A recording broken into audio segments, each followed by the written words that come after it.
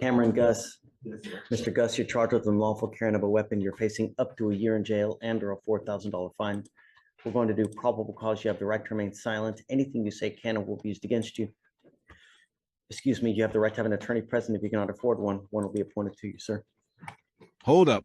What happens when police chase a suspect at 130 miles per hour, find a loaded gun in plain sight, and the defendant literally confesses on the spot, but the case gets thrown out anyway? Today, we're diving into one of the most jaw-dropping courtroom reversals you'll ever see.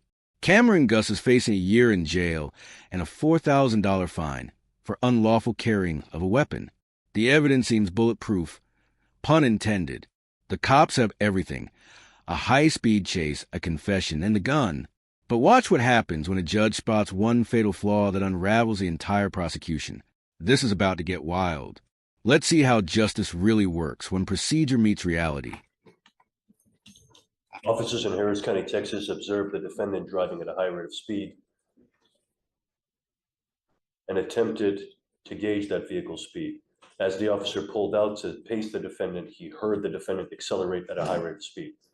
Officers initiated emergency lights and began to pursue the defendant in an attempt to conduct a traffic stop, reaching speeds of up to 130 miles an hour. 130? Yes, Judge, just to catch up to the defendant. While on the South Loop, the defendant turned off all of his lights in an attempt to escape police custody. After approximately 2.9 miles, the defendant pulled over, and him along with two other passengers were detained. While being detained, the defendant stated, quote, "I know what I did," and told officers that a handgun was in the vehicle. Officers found a black handgun on the driver's side seat, unholstered in plain view. Miranda rights were read, and defendant did admit to owning the gun. And this is connected to a felony evading, Judge. WHOA. Let's break this down because this is insane. We got a suspect hitting 130 miles per hour. That's faster than most people will ever drive in their lifetime. Then he turns off all his lights, trying to disappear into the night, like some kind of street racing phantom. But here's where it gets absolutely wild. When they finally catch him after a 2.9-mile chase, he immediately says, "I know what I did," and voluntarily tells him about the gun.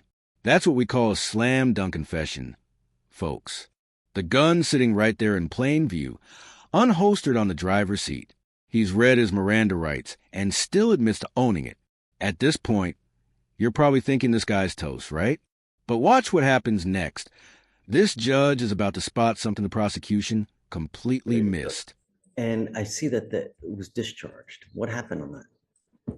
And tell me, what initially led the cops to him? What was he doing wrong initially? It looks like they had already observed him driving at a high rate of speed, but it doesn't look like there's a number that they paced him at. I believe that may have been the reason. Yes, Judge. Why? I mean, or look in the report. I can check the report, please. Yes, because Judge. if they can't, if it's just conclusory, you know what?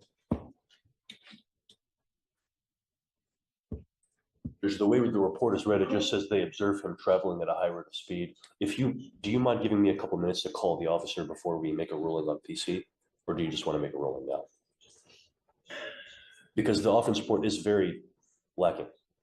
They might have. No, I'm just going to rule now. You guys can just go re-indict it. Yes, Judge. You know, I understand. Mr. Gus, I'm going to find no probable cause in your case, but let me alert you to one thing. You know, every single day, multiple people die in Harris County because people drive in a boneheaded manner. You know, we're not asking for much. We just want our streets to be safe. You know, I'm going to find no probable cause now. But keep our streets safe. We're not asking for much. You know, when you're doing things that you're not supposed to do, bad things are going to happen. Your life is hard enough as it is. When you pick up felonies and misdemeanors, all you're doing is you're making your life even more difficult. What are you doing with yourself these days? I do? Yeah, what do you do? I'm a welder in the plant. You're a welder, so you make great money. You want to throw your life away because of some stupid, you know? Make better decisions, all right? All right, hang tight for me. Just take a seat back. All right. And there it is, one of the most shocking courtroom reversals you'll ever witness.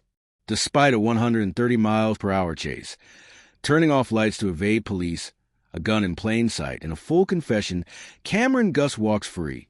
because a police report didn't specify the exact initial speed that justified the traffic stop. The judge ruled no probable cause because the report only said high rate of speed without an actual number. This is a masterclass in why details matter in law enforcement. The prosecution can re-indict with proper documentation, but for now, Gus dodged a massive bullet, literally and figuratively. The judge still delivered a powerful message about road safety and making better life choices, especially noting that Gus is a welder making good money. This case perfectly shows how even the strongest evidence can crumble without proper procedural foundation. If you found this case as shocking as we did, make sure to smash that like button. Share your thoughts in the comments. Do you think justice was served here? And don't forget to subscribe and hit the notification bell for more jaw-dropping courtroom breakdowns where technicalities trump confessions.